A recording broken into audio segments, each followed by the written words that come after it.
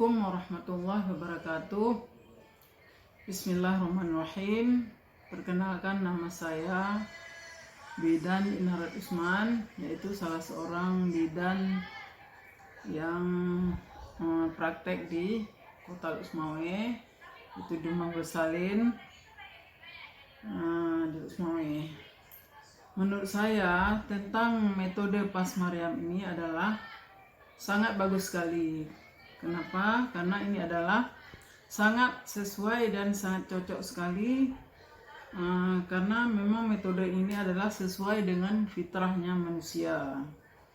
Dan terlebih lagi dia adalah memang sebagai inspirasi daripada Al-Quran surat Maryam ayat 25. Ya, jadi ketika Maryam itu melahirkan Nabi Isa alaihissalam, jadi disuruh oleh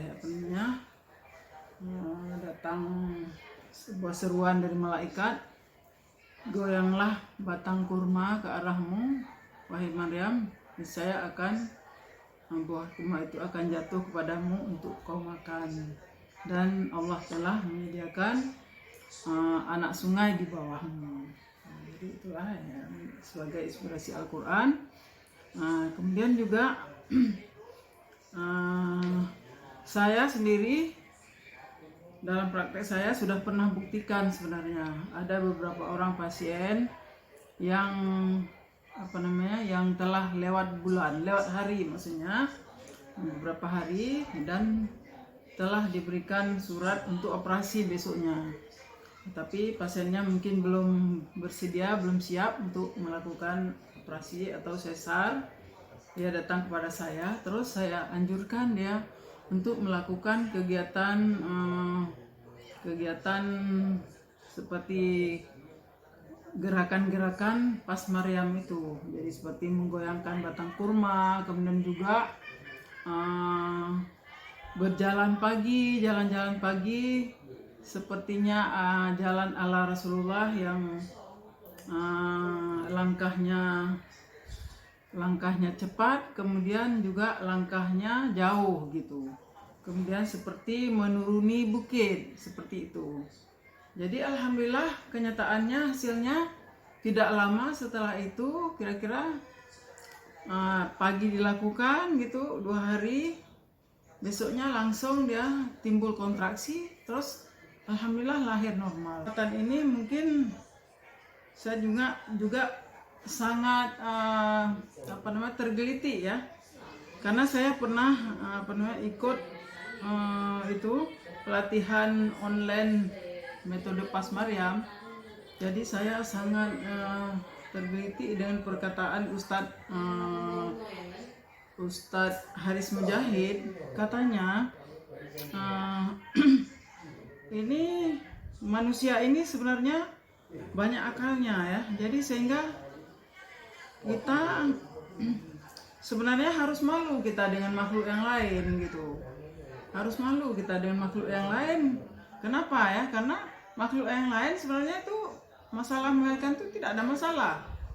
Dia kita lihat tenang-tenang saja, dia hamil besar, tentunya nanti sorenya atau besoknya udah mengeluarkan anaknya beberapa orang, tapi tidak ada yang tahu.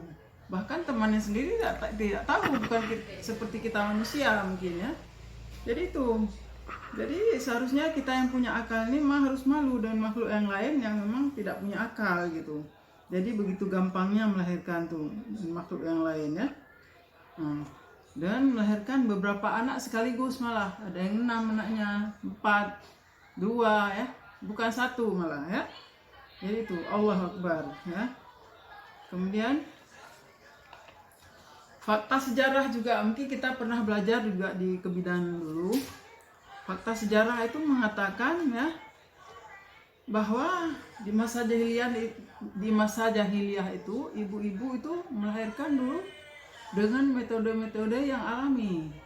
Seperti misalnya ketika dia akan melahirkan itu disuruh pergi ke sebuah kebun kosong, kemudian dia disuruh kejar oleh kuda.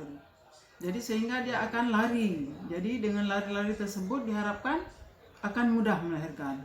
Kemudian juga ada metode-metode yang lain, mungkin zaman jahiliyah itu seperti diikat ini tali di sebuah pohon, kemudian digantungkan talinya, dan ibu hamil itu bergantung di sebuah pohon, kemudian digali lubang di bawah. Jadi diharapkan bayinya akan segera lahir ke dalam lubang tersebut. Jadi itu kan sebenarnya metode alamiah saja, itu tidak butuh pertolongan orang yang banyak gitu ya. Jadi memang kenyataannya mudah melahirkan, tidak ada masalah ya.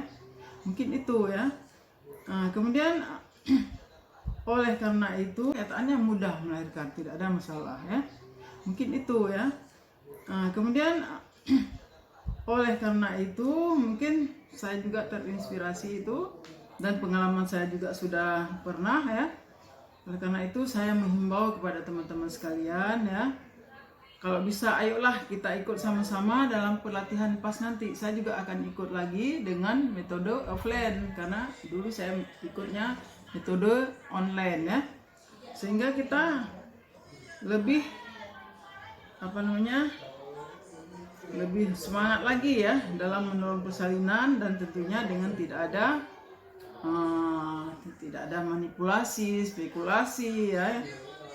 Insya Allah mudah-mudahan akan diberikan pahala yang besar kepada kita, dan kita yang perlunya adalah mendapat keridhaan Allah SWT. Mungkin itu saja yang dapat saya sampaikan. Ayo teman-teman, sekali lagi kita kembali ke alami, kembali kepada fitrah, dan kembali kepada Al-Quran. Itu memang tujuan hidup kita barangkali ya, kita untuk memperoleh keridhaan Allah SWT. Demikian saja. Assalamualaikum warahmatullahi wabarakatuh.